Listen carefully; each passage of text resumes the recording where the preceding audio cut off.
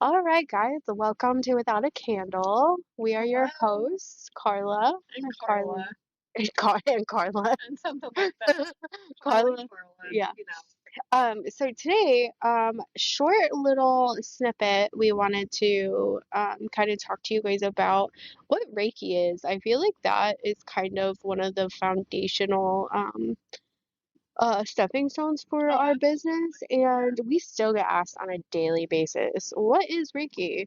What is it for? How does it help? All the things. So let's dive in a little bit. Yeah, so I think the first thing that people need to realize is that it's not it's not massage therapy at all, honestly. It's done typically on a Reiki table if you're doing a full session, as long as you're comfortable laying on a Reiki table. We do make the clientele really comfortable by having a nice soft table. We put a bolster under people's legs so you can be comfortable being there longer. But it's done on a fully clothed body, right? Mm-hmm. So um, that's the first thing that people need to understand, that it's done on a fully clothed body. And then some practitioners don't touch at all.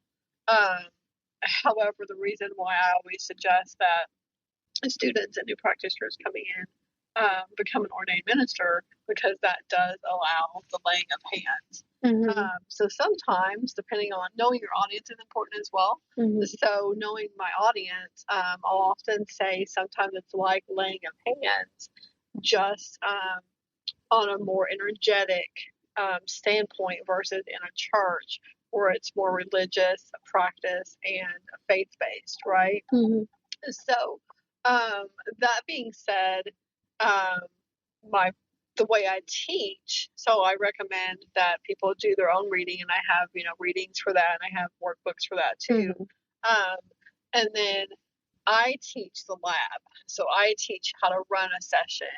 And we'll go more back to what is it exactly, right? But I feel like this is important too. Oh yeah, absolutely. So the reason why I teach the more hands-on practice and the ceremonial practice is because I left my first um, being able to run a session, but not knowing how. Does that make sense? So it was important for me to show people how to utilize this avenue as an offering and services. So if they wanted to build a business, they could, or if they wanted to run appointments, they could. Back up a little bit, I guess. The way I explain Reiki to people coming in is that it is a um, energy work, energy healing modality. Um, in our practice, we use light touch. It's performed on a fully clothed body, and it helps reduce stress, right? Mm-hmm. And then I go on further to explain, because most of us, when we hear stress, we just think the everyday life stress, Mm-hmm. right? The mental, However, emotional, yeah. yes, work is stressful, school is stressful, traffic stressful, those stressors. But as humans, we have mental, emotional stress, we have physical stress, we have even some spiritual stress if you're in between figuring out what feels good to you, Mm-hmm. as far as your um, path or your practice. So there's that stuff too. But there's also stress that is inherited from like Mm-hmm. ancestors and those trauma issues, whether you're aware of those situations or not.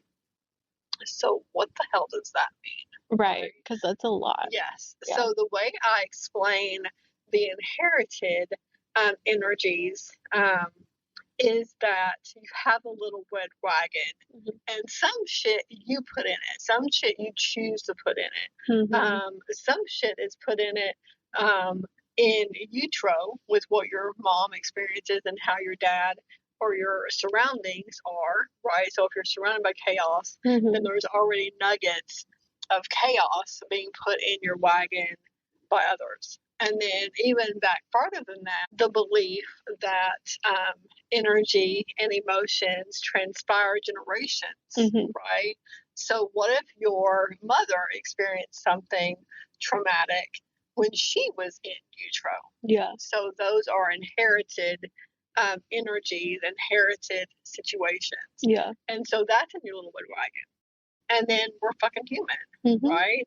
So, um, when you were delivered. Were you delivered by C-section? Were you delivered naturally? What was your environment coming into it? So that's another stressor. Yeah. So first explaining that stress isn't a simple thing. Does that make it can be a simple thing called stress, but it's all the things, right? And it's really no two services are the same. No two practitioners are the same. So it's really something that you have to experience. And I feel like it's something that you need to experience multiple times. I say 3 times because Absolutely. The first session, it may just take you, half your session to even be comfortable laying on a massage table.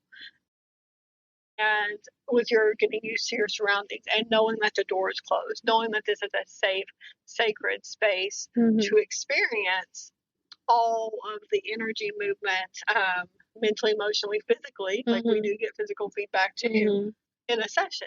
So if you spend your first half of a session just getting comfortable with your environment, then you really only got a mini Reiki session. You only got half a session. Yeah. So the second time, you're able to come in, get into session quicker, and we call that dropping in, where you really just release physical awareness and you let energy kind of happen. Yeah. Right? Yeah. And then by the third time, you really kind of know what's going on. Does that make sense? Or you've learned not to have expectations. You've learned, you just learned a little bit more about accepting, because that's not always easy. No, it isn't. So, and then it's a ceremonial practice, right? So I can ask Karlie, do you want to describe how you set up the space? And do you want to share your take on Reiki? And maybe even when it really clicked for you, what it was. Because you were like, you jumped head first. I really did. My first session was a group Reiki session. Probably looking back, I mean, it happened for a reason. Like, obviously, like, I was meant to have that experience, right? But looking back, I think it might have been more productive, or maybe not, to have a one-on-one session, right? Because you are surrounded by all these different energies. You are surrounded by different practitioners. It's ceremonial, but it's not as ceremonial as it would be like one-on-one. I don't know. Maybe that's something to put a pin in. That way, when we do, because people have been asking for it, when we do start scheduling Reiki shares, we can make sure that every time we switch it up, it's a new ceremony. Okay. Yeah. Oh, no, you're fine. But I did jump in head first, just straight going into a Reiki share, not knowing what the hell, right? But that really catapulted me into learning Reiki. And so for the audience, will you share how that Reiki share was ran? Okay. Yeah. Man, 3 years ago, so let me try to remember. This was in an open space, like an open floor space.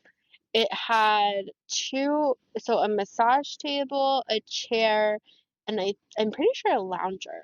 I don't think the other one was I think it was a lounge chair. Gotcha. So there was 3 different practitioners, so at 3 different stations, right? One doing a massage table, one doing a chair Reiki, and the other one doing the best they could on this lower cot or something. It was a lot lower. It was the Chase Lounge. It was like a moon. Yeah, it was like a moon shaped almost. Yeah.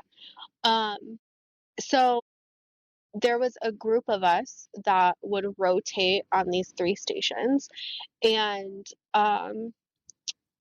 each of the practitioners, so like, let's just say I was stationed on the massage table for 30 minutes. That 30 minutes was broken up into 3 different time sections, and I was able to experience Reiki from all 3 practitioners during my 30-minute session. Yeah. And then the 30 minutes was up, and I would get off the table, and a new person would lay down or sit down or however. And the practitioners would rotate out again on them for 30 minutes. And in the meantime, the group of us that weren't getting worked on would sit almost in silence and ceremony and just kind of take in the energy and meditate and, just be mindful of like, hey, this isn't like a chatting thing. This is more of a very calm, And sacred. even pretty locked down as far Yeah. as like I told people like you've got to leave your phone outside the room. Like if you can't do that for this time period, then this isn't the time and space for Yeah. you. Like there is no distractions. Yeah. So it was still sacred space, still, you're still receiving energy, you're still getting energy movement.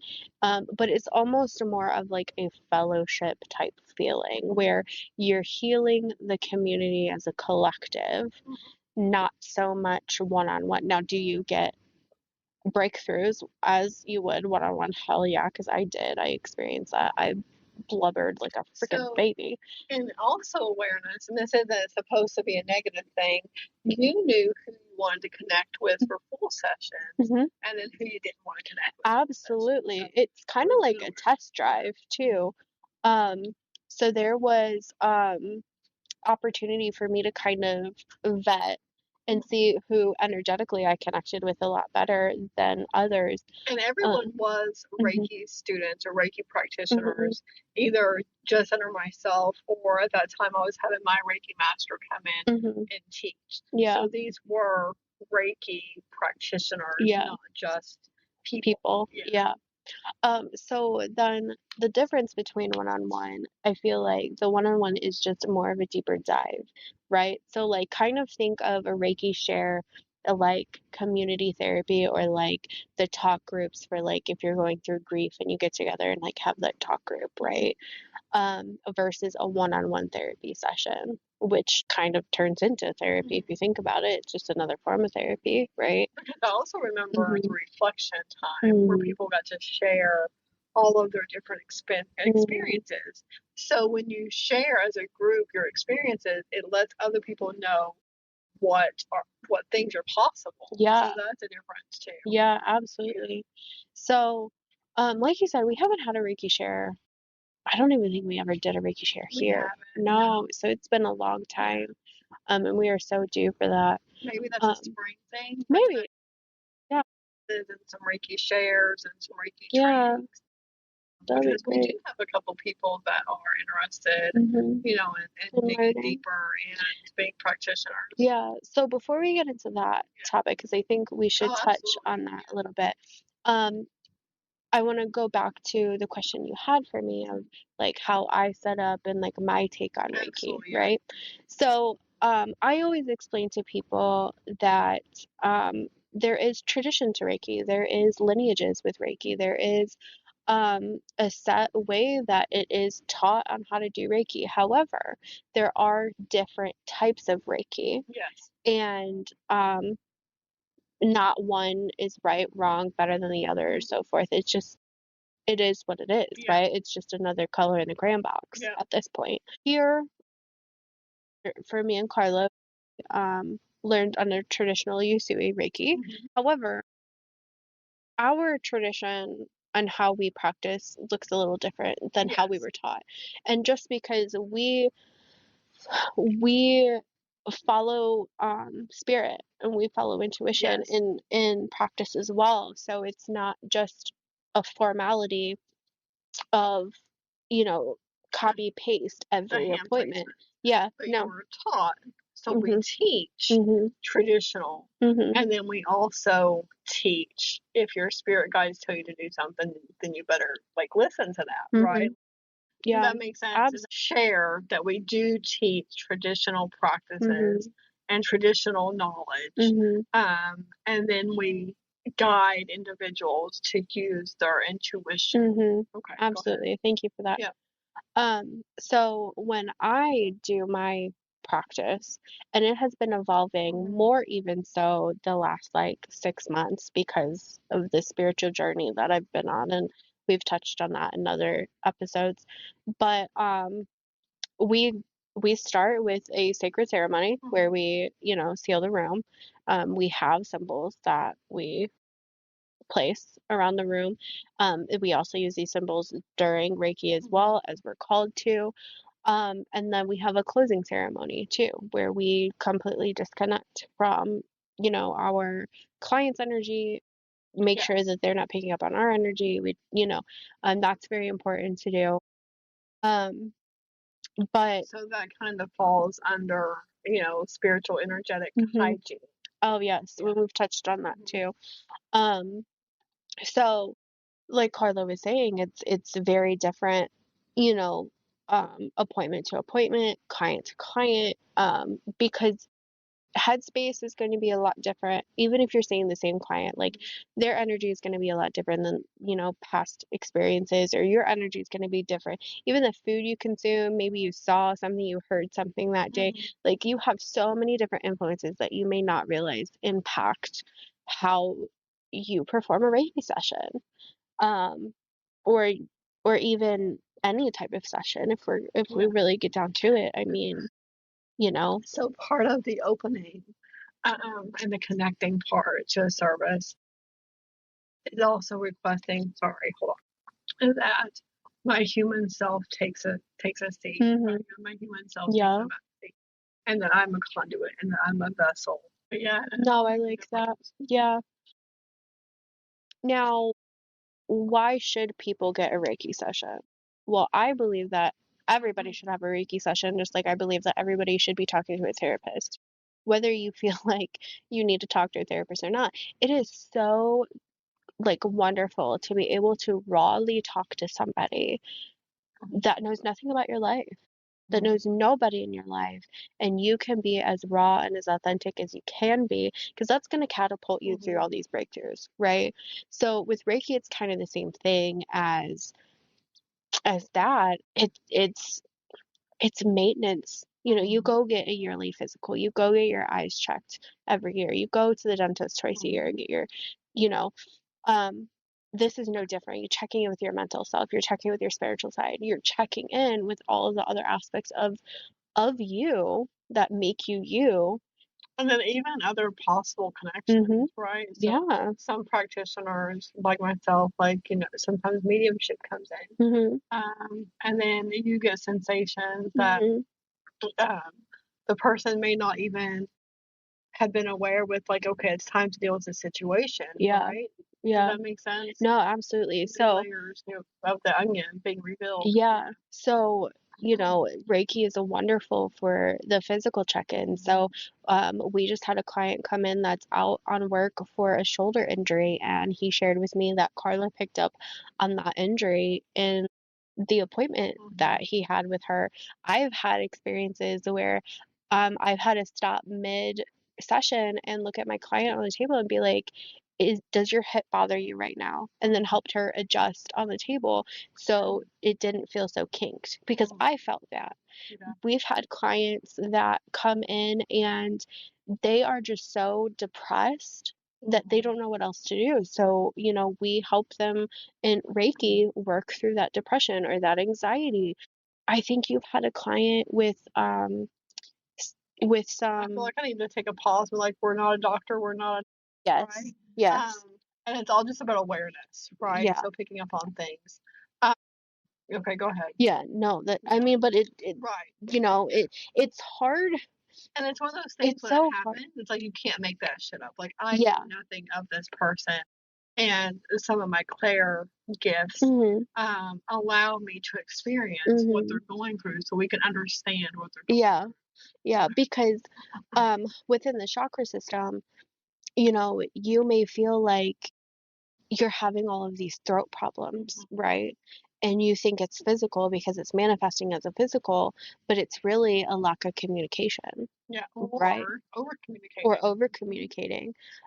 Maybe you are having gut issues all the time, and you think it's because of trauma or whatever, but it's really like a physical, right? Like, so it's so hard for us to be able to like not be like, hey, this physical thing's going on, or like not diagnosed, because we're, like you said, we're not doctors, but there's such a gray area and such a fine line of like, But if there's something going on in a particular region, right side rib cage area, we would like go do your own digging to see what sits in this region. Yeah. And then use your Judgment. information to figure out, Yeah. what's going on. So Reiki can be beneficial for a plethora of different things. It Absolutely. just depends on what you want. And maybe you feel like you're all good or whatever and just want some time to relax. I had a woman a year ago sit on my or lay on my table for an hour and just nap. That was the We most get a lot of people dozing yeah. off. Yeah. Yeah, she just was like, that is the best sleep I've had in a long time and I just needed a moment. Like So and yeah. my favorite, other than people falling asleep, because that's when you know someone's comfortable in your Mhm. presence, is when they're comfortable enough to sleep in your presence. Mhm. They are safe, and Yeah. they know they are safe. Yes. Um, physically, we talked about not just right now. I want to say returns, but responses or feedback. Feedback's the word. Mhm. Physical awareness feedback, twitches, those Mhm. kinds of things, right? People Mhm. experiencing cooling sensations, warming sensations, phantom hands. Mhm. But I really enjoy the gut noises. Really? Because that is a telltale sign that someone has switched from fight or flight to rest and digest. I love that. And that's Yeah. one of the biggest concerns with people that have digestive issues like constipation, for Mhm. example, Mhm. is that they're in fight or flight. So they're not digesting their food in that rate, Yeah. that rest state. And it's kind of one of those things about why we get tired after we eat is Mhm. because we're switching off so we can digest our food. Yeah. Right. Yeah. But yeah, I love gut noises. Right. That's I so love gut funny. noises. Oh And then you man. can feel, not only can you hear gut noises, but you and the client Yeah. can feel the energy moving. Yeah. Yeah. So, let's switch gears a little bit to what if you want to become a practitioner? So we're both Reiki master Mhm. teachers. We typically hold oh, words today. Hold or host Mhm. group classes. Mhm. And then even in the group classes, so at that point we usually pull out an individual one-on-one for attunements. Yeah. Or on occasions, um, we do the attunements before with the recommended reading being finished, and then we'll do the lab, the hands-on work Mhm. in the class. Yeah. And this is why, right? Because we're all different. So if you come to a class that is also an attunement, Mhm. then I do suggest fasting, right? I Mhm. suggest Mhm. fasting from alcohol and caffeine, and then even meat, right? And Mhm. then the day of, I suggest liquid fasting, Yeah. right? And so, what if you're someone that then can't study or retain information because you have fasting? Does Mhm. that make sense? Okay. So we were chatting about The importance of the group learning, yes, right? the group learning, and then I had already mentioned fasting, mhm. and that some students can't retain information if they've been fasting. Yeah. So that was just mentioned. So you may not even want to edit those last couple bit out, or even this bit. We had a little hiccup Yeah, in some equipment. I need to get a cord for the system instead of doing battery power. Um yes. So I do want to share that you can become a practitioner and never lay hands on a client. Oh, absolutely. You like Reiki is so beneficial for just like your self healing, or maybe you want to be a pet Reiki practitioner, because that's a thing. Maybe you want to heal our animal furry friends. Um, maybe you have a person in your life that is going through treatment, or you have a child. Like I love doing Reiki on Weston. Love doing Reiki on West. I feel like when I do, those are like And it's not just for people or pets, right? no, it's for things. Yeah. So like your Thank you for that. house and your room, and we often teach that in the early stages when you're doing Reiki. So that's a deeper subject. But that you can practice on like a flower or a base of flower stuff. When we were going to Hawaii, Yeah. the whole week leading up to our flight Okay. there, Yeah. I would meditate and send or distant Reiki to the flight that hasn't even happened yet. Yes. So time and space. Yep. Yes. And then I would do that the night before coming home. And that is level 2, the distance Reiki concept, not just distance and space, but distance and time as well. Yeah. So yeah, and that's something, I have a client that was going to a huge conference, and we really wanted to just charge and program everything from what she was packing and her jewelry and all those things. Yeah. That she was like putting in her suitcase, and then she knew where she was going to be. She knew, you know what I mean, like all the things, all the pieces. And she had a fantastic conference, just standing ovation. And I'm pretty sure that conference, that opened some doors for her after the fact. Yeah. But yes, pre-programming stuff. So that means you can pre-program surgeries or doctor's appointments or dentist appointments or school recitals. Like, and I think, like, even years in, there's still been some aha moments about things you can use this for. Right? Yeah, for sure. Yeah. So Reiki in a nutshell, beneficial for everything under the sun. Oh, absolutely. Super easy to learn. It's not. I think that's what makes it so crazy. Yes, like people Yeah, like it's intimidating. It's part of the gatekeeping. They want it to be hard, so you don't do it. Yep. And I do want to note this. That if you are a person that is searching for a Reiki practitioner, whether that is us, whether that is somebody completely outside of the shop, outside of the bubble, in a different world, country, whoever the hell it is, you should be able to trace their lineage back for legitimacy. Like, and it doesn't matter what type of Reiki it is. Yeah. So I know he has it all. Yeah. That would be cool just to have. But you should be able to I forget the other one's name, but you should be able to trace back to Yusui. You should be able to trace back to Takata, or you should be able to trace back to, I forget his name. It starts with an H. It doesn't matter what type of Reiki either. So whether that's traditional Yusui, whether that's fire, holy, whatever type of Reiki it is, there is a lineage line. So for legitimacy, if you are wanting to make sure that your practitioner is a legitimate practitioner, which I don't think there's many that aren't, to be honest. Even the online classes, like technically they're gonna have some type of lineage, but then so there's some gray area there for me because Yusui, he didn't have a practitioner. Yeah. He was on the mountain. Yeah. Right? In a fasting state and was delivered the message of this concept. Right? Yeah. Or perhaps it's a nonverbal, shared, taught throughout the community and throughout like families, So I feel like everyone, so every family, needs a practitioner of sorts, and we all need an ordained minister. Absolutely. You just never know. Yeah. So let me backtrack a little bit to share the importance of group learning. We're human. So in a group setting, there may be questions that one person didn't think to answer, that I didn't think to mention. And then when you come in as a group, we can practice on each other. So we can see how each other hands-on learning. The hands-on. We can share like what feels good as far as like energy body. If you move quickly, then that could cause some disturbance and nausea and that kind of stuff, headaches. I really just like the group practice because I feel like so much more happens. Yeah, absolutely. And then imagine all of that in one sacred space, right? Yeah.